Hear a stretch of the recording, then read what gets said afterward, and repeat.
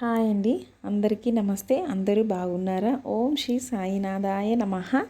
ఈరోజు వీడియోలో మనం గురువారం రోజున సాయిబాబాని ఎలా పూజించాలి పూర్తి వివరంగా తెలుసుకుందాం. ముందుగా మనకు పూజకు కావలసినవి పసుపు, కుంకుమ, పూలు, దీపం, అగరబత్తి, నైవేద్యం, సాయిబాబా ఫోటో లేదా విగ్రహం, నిమ్మకాయ దీపం ఇవన్నీ సిద్ధంగా ఉంచుకోండి. ముందుగా ఇంట్లో పూజ చేసే ప్రదేశాన్ని శుభ్రంగా చేసుకోండి. స్నానం చేసి శుభ్రమైన బట్టలు వేసుకోండి. తర్వాత సాయిబాబా ఫోటో ముందు దీపం వెలిగించండి.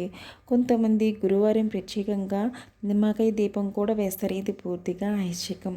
దీపం వెలిగించిన తర్వాత 3 సార్లు జపించండి. ఓం శ్రీ సాయినాథాయ నమః. ఇప్పుడు పసుపు కుంకుమ అర్పించండి. పూలు సమర్పించి అగరబత్తి చూపించండి.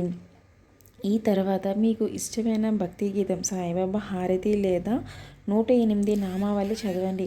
ఎవరికైతే సమయం తక్కువగా ఉంటుందో వారు కేవలం ఇది చదివితే చాలు. సాయిబాబా హారతి ఒకసారి వినండి లేదా చదవండి.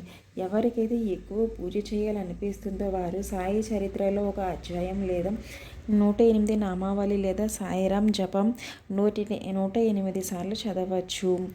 ఇప్పుడు బాబాకు నైవేద్యం పెట్టండి. పండ్లు, పాలు లేదా మీ దగ్గర ఏది ఉన్నా సరే కొద్దిసేపు నిశ్శబ్దంగా కూర్చుని బాబాను ధ్యానం చేయండి. తర్వాత ఇలా ప్రార్థించండి.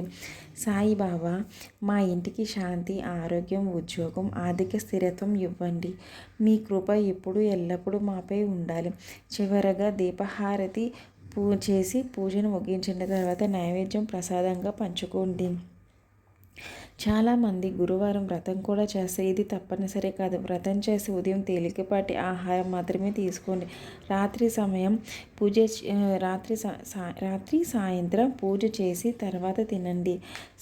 సాయంత్రం సాయిబాబా హారతి లేదా సాయి చరిత్ర చదవడం చాలా శ్రేయస్కరం. ఉద్యోగం కోసం పూజ, సాయి హారతి, అలానే 108 నామావళి చదవండి. ఆర్థిక సమస్యలు, సాయి సచిత్ర 7 రోజులు పఠనం చేయండి. ఆరోగ్యం, ఉదయం 21 సార్లు ఓం శ్రీ సాయినాథాయ నమః జపం చేయండి. కుటుంబ శాంతి, ప్రతి గురువారం సాయిరాం జపం 108 సార్లు చేయండి. ఇలా ప్రతి ఒక్కరూ తమ కోరిక ప్రకారం బాబాను ప్రార్థించవచ్చు.